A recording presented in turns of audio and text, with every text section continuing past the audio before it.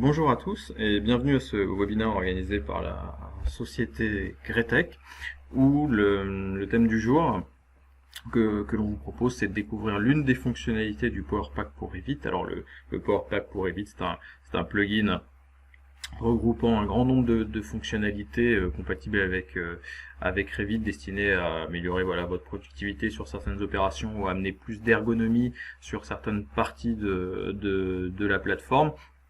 Et dans la session du jour, je vous propose de découvrir au travers d'un webinaire qui sera assez court, l'un des groupes, on va dire, de fonctions plus spécifiques dédiées à ajouter des paramètres dans la maquette. Alors quel type de paramètres, comment ça fonctionne, c'est justement l'objet de ce webinaire. Un petit mot effectivement pour me présenter. Donc je me prénomme Steven, donc je travaille au sein de la société Gretec depuis un petit peu plus de 5 ans maintenant, donc avec une formation d'ingénieur à la base, et je travaille essentiellement sur tous les développements que l'on fait au niveau de notre société autour de la plateforme Revit et de la synergie en fait entre nos produits Gretec et les produits Autodesk qui sont aujourd'hui largement dispensés, utilisés au sein de la profession. Donc Gretec, simplement un mot avant de rentrer en live, on va dire, et en dur dans les outils et dans l'utilisation des commandes du Power Pack. Donc nous sommes éditeurs de logiciels français, donc ils sont depuis plus d'une trentaine d'années, donc on développe des solutions qui sont essentiellement structurées autour de 4 divisions. Donc une première division qui est tout ce qui est la création, une division consacrée au développement de solutions pour on va dire pour adresser la problématique de la construction de la maquette numérique, donc au travers notamment de Revit. Mais on a d'autres produits effectivement qui existent et qui sont fournis par Autodesk, comme Advanced Steel pour la partie structure métallique, InfraWorks pour la gestion des infrastructures notamment. Et donc nous développons des plugins pour accélérer et fluidifier l'usage de certains processus ou de certaines commandes. Donc c'est la gamme de produits qu'on appelle Power Pack, donc un Power Pack pour Revit plus spécifiquement. Donc nos outils de simulation, donc là c'est des outils de simulation calcul, notamment avec des programmes comme Advanced Design, mais on a également des solutions pour le marché français sur la partie simulation thermique, des produits de gestion de fabrication en usine, donc toute la partie gestion de fabrication des éléments béton armés en armature avec une solution qui s'appelle Arma Plus, et Advanced Workshop pour la partie construction métal, et une dernière division, la division Manage, pour notre solution OpenTree, qui est une solution compatible avec les plateformes de CDE style BIM 360 pour vous aider à gérer effectivement la partie travail en cours, work in progress de vos projets BIM, notamment au vu de l'utilisation de la norme ISO 19650 pour ceux qui l'ont entendu parler. Donc le Power Pack, comment ça fonctionne? Donc c'est un plugin qui fonctionne avec Revit 2021, mais également 2020.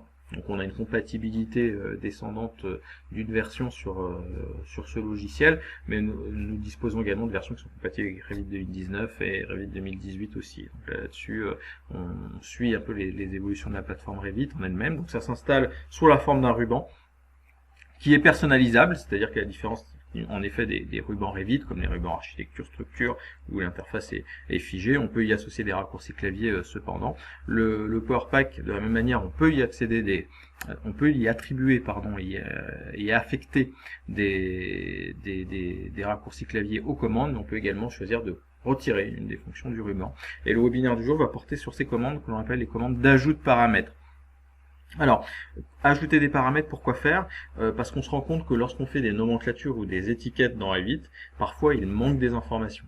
Et donc la démarche utilisateur consiste à créer ce qu'on appelle des paramètres partagés, c'est-à-dire des paramètres utilisateurs que vous renseignez manuellement ou éventuellement à l'aide de scripts sur Dynamo, et ensuite une fois que vous avez ces paramètres renseignés dans la maquette, vous pouvez les utiliser pour faire des filtres, des nomenclatures, des étiquettes, etc. Donc on propose des commandes en fait spécifiques pour certains types de paramètres qui simplement, lorsque vous allez exécuter la commande, vont injecter le paramètre dans la maquette et vont surtout le réactualiser en temps réel. Donc s'il y a des modifications à faire dans la maquette, vous verrez que ces paramètres, en fait, ils se réactualisent en tâche de fond sans altérer la performance au niveau exploitation et visibilité du modèle. Alors comme je disais, le Power Pack peut être personnalisé. dans son interface. Donc dans le ruban personnalisation, on peut cocher ou décocher des cases, ce qui fait qu'on peut ajouter ou extraire une commande du ruban. Sur le menu déroulant des commandes d'ajout de paramètres, quel type de paramètres on peut rajouter? Comme on peut le voir ici, on a de base des attributs d'ordre géométrique, hauteur du poteau ou épaisseur du mur. Alors, si on active dans le PowerPack toutes les commandes liées au menu ajout de paramètres, vous voyez que le menu il peut être beaucoup plus long. Alors on a fait le choix de le réduire dans la configuration de base. Pourquoi? Parce qu'en fait le PowerPack existe depuis maintenant 5 ans. Et pour ceux qui connaissent Revit depuis 5 ans, les utilisateurs parmi vous qui ont manipulé les versions 2011, 2012, 2013 de Revit par exemple, doivent se rappeler que pendant 2014, même c'était le cas sur Revit, que par exemple pour les dalles, on ne savait pas récupérer la race supérieure des dalles. Il y avait d'autres paramètres, par exemple la race supérieure en NGF des semelles, on ne savait pas la récupérer non plus. Donc ça, ce sont des évolutions après qui ont été amenées à Revit lui-même.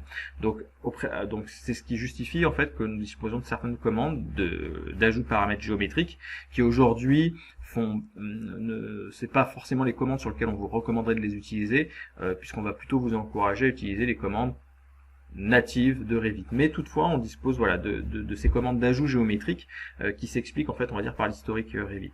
On a des commandes effectivement pour rajouter des niveaux et l'information de coordonnées. Alors ça c'est intéressant, les coordonnées ça veut dire que par exemple notamment pour les semelles et les poteaux, on va apporter sous la forme de paramètres partagés les coordonnées Lambert. Si vous avez configuré le zéro topographique dans Revit, les coordonnées x, y, z par rapport à ce zéro topographique, on saura les extraire. Tout comme le niveau également. Certains d'entre vous savent que par exemple, lorsqu'on crée des filtres dans Revit sur les murs, il y a certains paramètres qu'on n'a pas accès, notamment par exemple les paramètres de contrainte inférieure du mur ou la notion d'étage, qui n'existe pas réellement dans Revit, au sens où on a des lignes de niveau. Un objet, il appartient à une ligne de niveau. On n'a pas un interespace entre deux lignes de niveau qui est défini dans le programme. Donc la notion de niveau, elle est intéressante, par exemple, pour ceux d'entre vous, les bureaux d'études de structure, qui font, par exemple, des plans d'impact, avec les impacts des niveaux supérieurs sur un plan de coffrage. On est une des méthodes, je mets de côté celle qui consiste à superposer les vues, peut demander en fait à filtrer par rapport au niveau, donc on peut exploiter cette information de niveau. Finition de pièce, donc là on verra qu'on peut extraire le nom des sols affectés dans la pièce, les canalisations également, l'épaisseur de la canalisation, par le delta extérieur inférieur, les chemins. Donc voilà, le principe du menu d'ajout de paramètres, c'est d'ajouter des paramètres dans la maquette. Donc les coordonnées et niveaux, j'en ai parlé brièvement. Donc c'est une commande qui va permettre d'ajouter au sein d'un mur, au sein des poutres ou des poteaux, un paramètre qui va s'appeler GAssociateLevel, G comme Gretek, avec le nom du niveau. Et si vous changez l'objet de niveau, ça va se réactualiser. Pour les semelles, donc là on peut le voir, les massifs et les poteaux, les coordonnées par rapport au zéro projet et au zéro topographique. L'épaisseur de canalisation également, on sait l'intégrer sous la forme d'un paramètre. En fait, ce que va faire le logiciel, c'est, alors là on s'adresse plus aux utilisateurs de Revit en MEP, il va faire le delta, donc la différence entre le diamètre extérieur et inférieur. Il va calculer cette valeur dans un paramètre qu'on va réactualiser. Le niveau des chemins de câbles, là je peux faire l'analogie avec le mur ou avec les éléments structurels, où on va venir en fait intégrer la valeur de référence du mur, du chemin de câble, la référence altimétrique sous la forme d'un paramètre. Pour les pièces, voilà l'outil finition de pièce, donc lui va détecter les sols qui sont au voisinage de la pièce et va copier le nom du type de sol dans un paramètre de la pièce. Donc là on peut le voir ici sur ce schéma qu'à l'intérieur de cette zone il y a un sol, puisque par exemple dans Revit on a plusieurs cabinets qui modélisent les sols multicouches en une série de dalles individuelles. Donc l'une des dalles effectivement qui va être détectée par l'outil qui va être situé à l'intérieur intégralement de cette pièce, l'outil du PowerPack va copier-coller le nom du type dans un paramètre de la pièce. Voilà pour l'esprit en fait des commandes du PowerPack, donc qui est d'ajouter des paramètres dans la maquette. Je vous propose de rentrer dans le logiciel pour pouvoir visualiser les commandes. Donc on va tout de suite rentrer effectivement ici.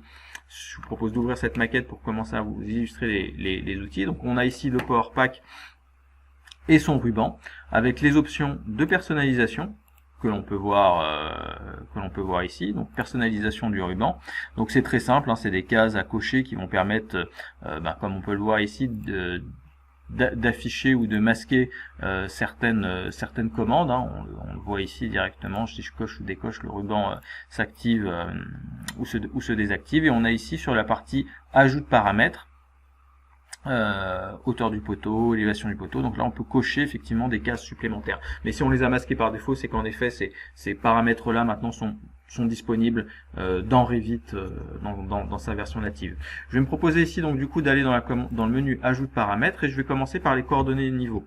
Je vais ici lancer la commande. Donc ce qu'on peut voir, c'est que si je sélectionne un mur, donc le mur Revit propose voilà une série de paramètres. Donc là on a un paramètre d'ailleurs qui est vierge. Au niveau de la semelle ici, donc pareil, on voit qu'il y a une absence de données, d'informations liées aux coordonnées. Je vais lancer la commande coordonnées niveau simplement. Tac. Donc, et directement ici, vous pouvez voir, alors il y a eu un effet de couleur qui s'est appliqué sur la maquette. Ça, c'est pas la commande du Power Pack qui applique la couleur, c'est simplement des filtres qui ont été préparés au préalable dans cette vue. Donc ces filtres-là, vous pouvez tout à fait les préparer via un gabarit de vue hein, dans le logiciel. Et si on regarde maintenant un poteau, par exemple, ici, on voit que le poteau a été renseigné avec des paramètres complémentaires. Ici, on retrouve ses coordonnées. Si je sélectionne le mur, ici, directement, hop, on voit que sur ce mur, il y a un paramètre G-Associated Level qui a été renseigné.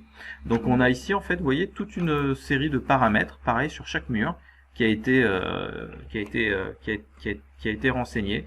Donc là on voit les murs ici qui appartiennent aux fondations. Ce qu'a fait le logiciel, c'est qu'il a copié-collé en fait le nom de la contrainte inférieure dans un paramètre, et ce qui fait que ce paramètre on peut l'utiliser notamment pour les filtres, puisque lorsque vous créez dans Revit des filtres, je vais créer par exemple ici un nouveau filtre simplement qui porte uniquement sur les murs. Donc on va cocher les murs par exemple ici. On va voir qu'en termes de paramètres à disposition, on va retrouver du coup bien sûr ce nouveau paramètre qui s'appelle G-Associated Level, donc ce qui va me permettre de filtrer dessus et de pouvoir faire de l'afficher, masquer par exemple.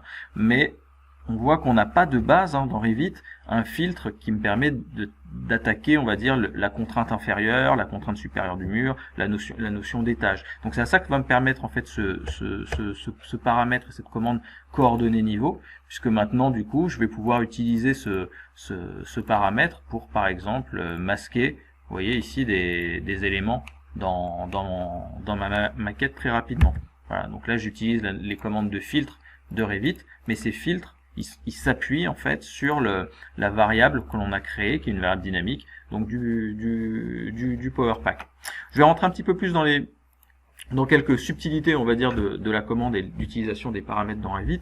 Donc ça, c'est des commandes, effectivement. Je vais vous montrer 2-3 autres options de la commande coordonnées de niveau. Donc je vais travailler ici sur cette maquette, et je vais travailler plus spécifiquement sur les fondations. Voilà, donc on va ouvrir une vue, on va voir les fondations, et on va créer une étiquette pour les coordonnées, puisqu'on va voir que les coordonnées, on sait facilement les exploiter. Donc là, je vais montrer un usage dans les filtres, je vais montrer un autre usage dans les étiquettes. Donc là, déjà, on va créer une étiquette avec le numéro du massif et ses coordonnées. Donc là, on voit qu'on n'a pas de les massifs sont pas numérotés. Alors c'est pas l'objet du webinar, mais on peut effectivement manuellement dans Revit renseigner un numéro d'identifiant, mais on dispose d'un outil de numérotation également dans le Power Pack qui va permettre de numéroter par exemple toutes les fondations en suivant une codification spécifique, et on peut exclure certains types, par exemple les semelles filantes, puisque là je vais travailler que sur mes massifs.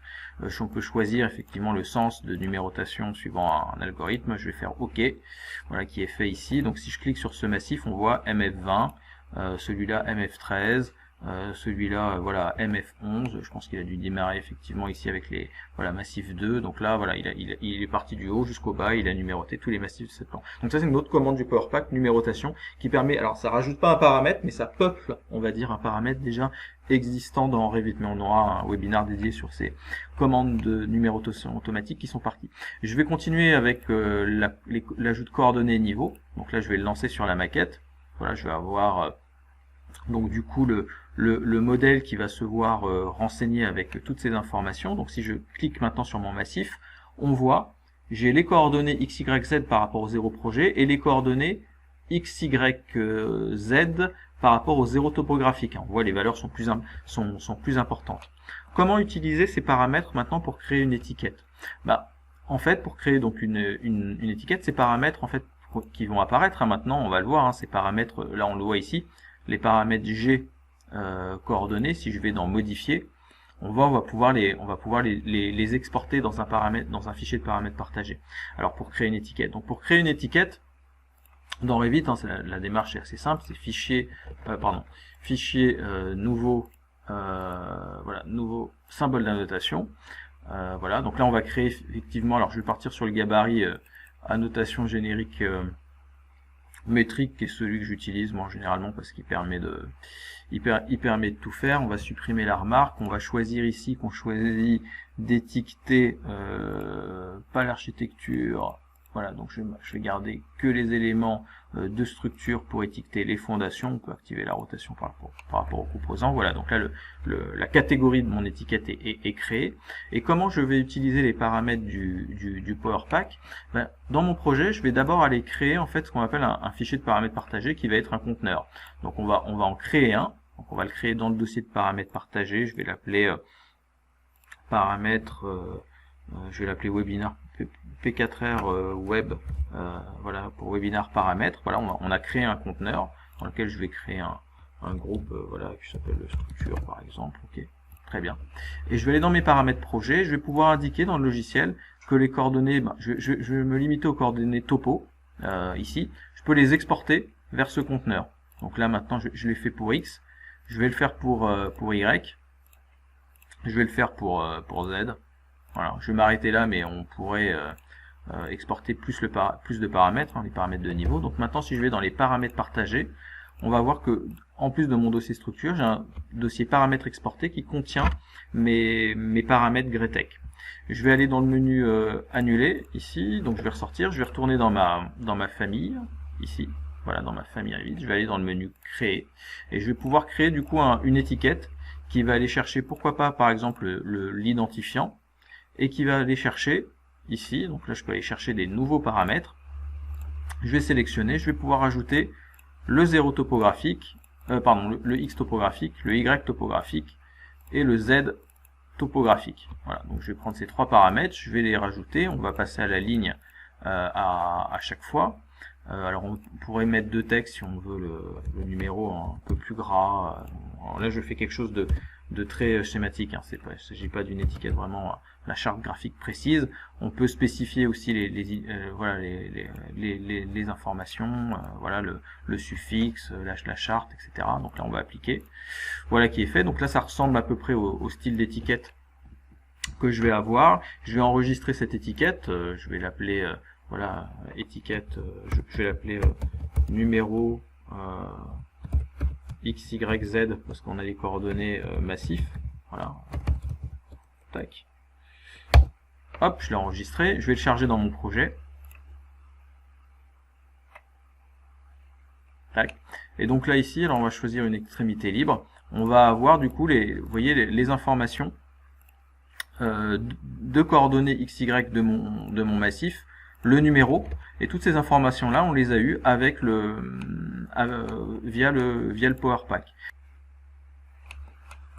Donc on voit que cela peut être quand même assez pratique de pouvoir utiliser en fait ces informations dans mon modèle. On peut de la même manière utiliser ces informations au sein d'une nomenclature, ou de la même manière vous pourrez utiliser par exemple voilà le type de semelle par exemple que vous souhaitez, et on pourra rajouter donc du coup vous voyez ici le numéro, donc ça c'est l'identifiant qu'on a utilisé automatiquement, et les coordonnées X, Y, Z de votre tableau. Alors on peut filtrer effectivement les objets qui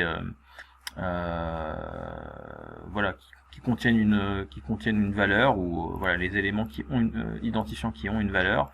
Voilà, on va faire OK.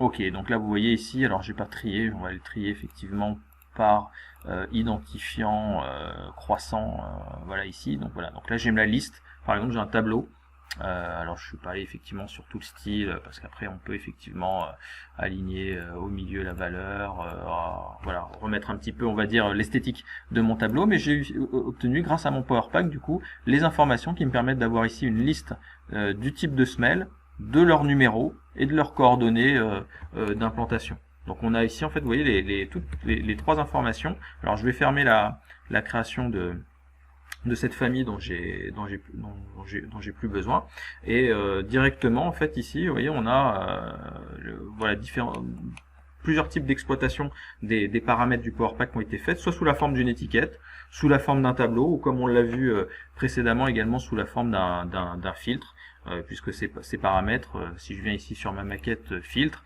on pourra créer aussi à nouveau des filtres, là par exemple au niveau des fondations. Alors je ne sais pas si ça aurait un intérêt, mais c'est juste pour montrer la faisabilité technique. En tout cas sur les niveaux, oui, ça aurait un intérêt, puisqu'on l'a vu sur les impacts, mais tous les paramètres en fait, vous voyez, du Power Pack peuvent être utilisés vraiment sur les filtres, les étiquettes, les nomenclatures. Donc là vous voyez les informations de coordonnées, on pourrait les utiliser, comme l'utilisation du niveau, des coordonnées. Peut-être filtrer toutes les fondations qui sont situées à une certaine altimétrie.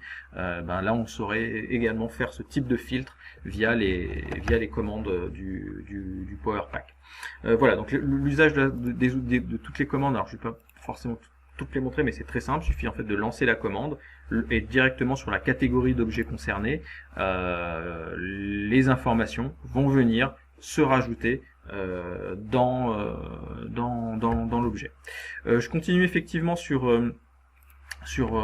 une autre possibilité du Power Pack pour vous montrer, alors c'est dans le même esprit, l'ajout de paramètres mais sur d'autres catégories, peut-être sur les catégories MEP.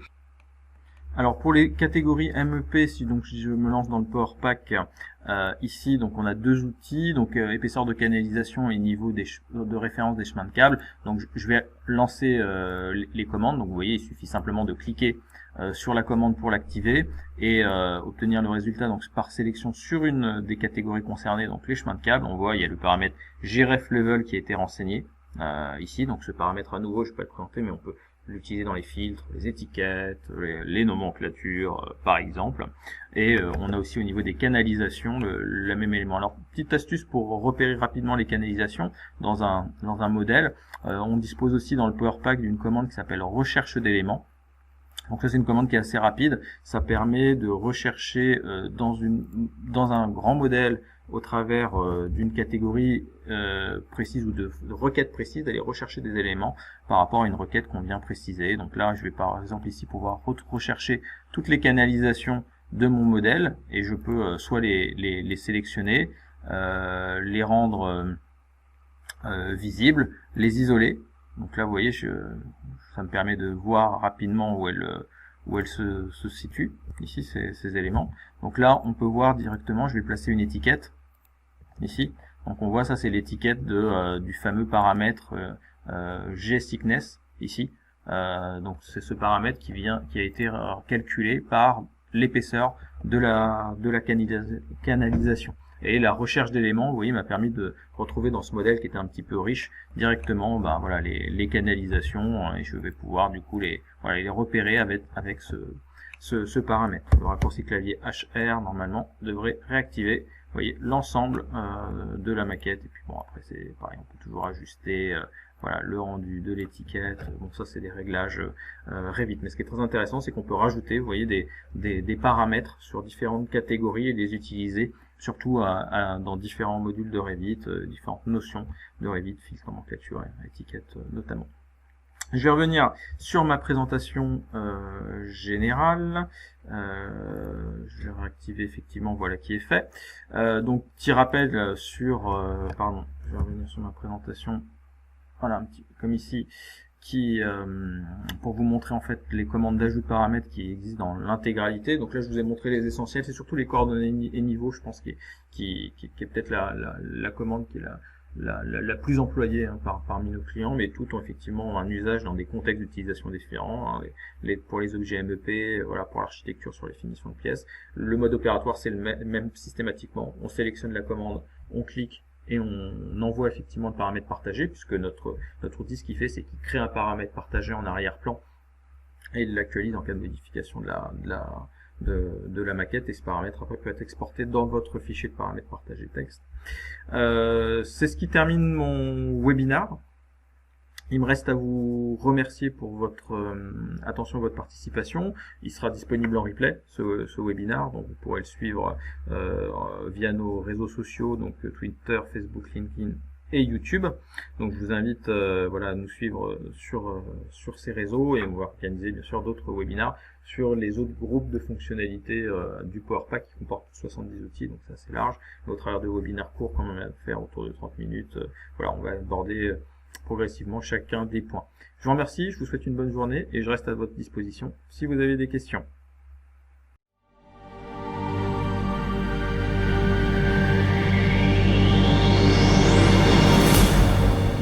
Greytech.